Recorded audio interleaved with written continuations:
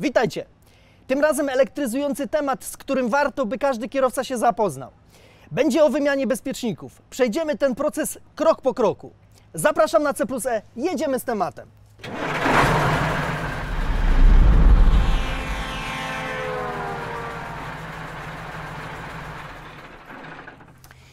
Wymianę bezpieczników musimy rozpocząć od znalezienia tak zwanej centrali instalacji elektrycznej.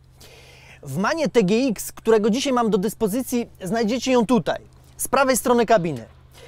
Pod tą pokrywą są bezpieczniki, które powinny interesować kierowcę. Pozostałe znajdziecie jeszcze pod przednią pokrywą i przy akumulatorze. Jest też panel z bezpiecznikami na silniku, ale te zostawmy raczej pracownikom serwisu. Dobra, jak się tu dostać? Najpierw odchylamy tą podłużną klapkę w dół, a później zdejmujemy pokrywę. Pod nią mamy dokładny opis, za co odpowiadają poszczególne bezpieczniki.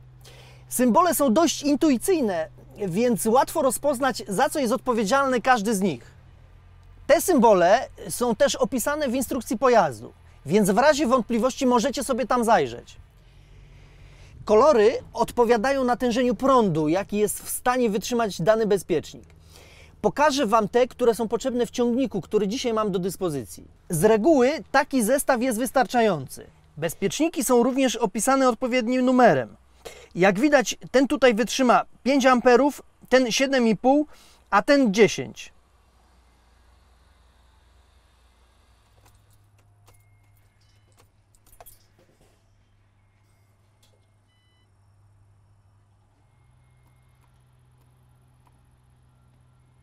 W tym ciągniku nie działają obecnie dwie rzeczy: klakson oraz zegary ciśnienia.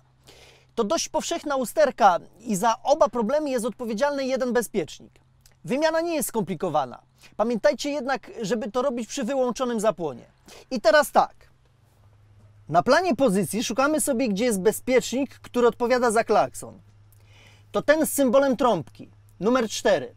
Od razu widzimy, że będzie nam potrzebny bezpiecznik 10 A. Czyli czerwony.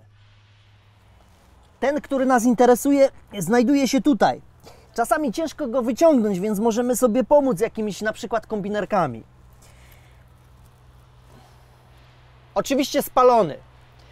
On już na pewno nie przewodzi prądu, więc trzeba go wymienić.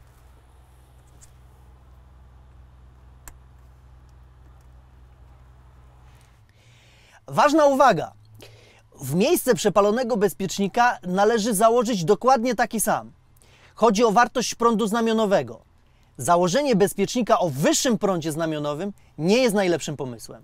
Wszystko dlatego, że przepalenie bezpiecznika może być spowodowane jakąś większą usterką w całym układzie. Zastosowanie mocniejszego może w tej sytuacji doprowadzić nawet do pożaru instalacji. Oczywiście w skrajnie pechowej sytuacji. Warto pamiętać, że są bezpieczniki, które jak się przepalą, uziemiają ciągnik. Przykładem jest numer 5. On odpowiada za zasilanie sterownika, który zwalnia immobilizer. Jak tego nie wymienicie, to auto nie odpali. W tym miejscu macie zapasowe bezpieczniki. To te 4 na górze i 3 na dole. Warto je sobie uzupełnić, żebyśmy zawsze mieli komplet na ewentualną wymianę.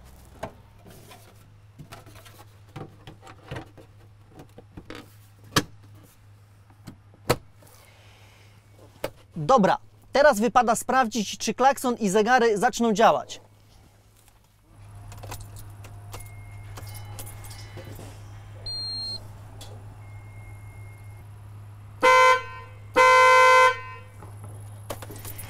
Jak słyszycie i widzicie, wszystko jest ok.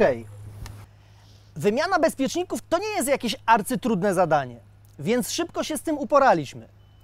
Na koniec chciałbym Wam wszystkim podziękować, bo to dzięki Wam kanał C+E osiągnął ponad 2000 subskrypcji.